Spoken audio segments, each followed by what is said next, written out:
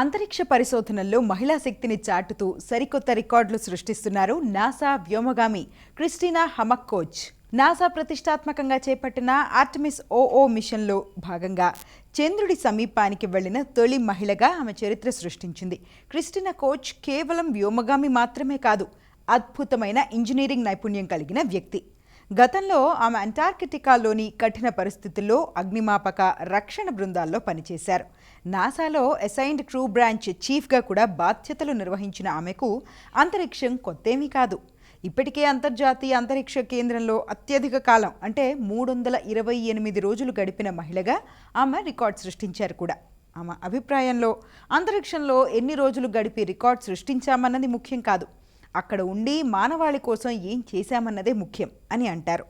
రికార్డులు ఎంత వేగంగా బదులైతే మానవాళి అంత వేగంగా అభివృద్ధి చెందుతున్నట్టు అర్థమని ఆమె అభిప్రాయపడ్డారు. అంతరిక్షం నుంచి చూస్తే భూమి చుట్టూ ఒక పలుచని నీలి గీత కనిపిస్తుంది. మన మధ్య ఉన్న విభజనలు, సరిహద్దులు అన్నీ మనం సృష్టించుకున్నవే అని, నిజానికి అందరం ఒకే భూమిపై ఆధారపడి ఉన్నామని అర్థమవుతుంది అని చెబుతూ ఉంటుంది క్రిస్టినా.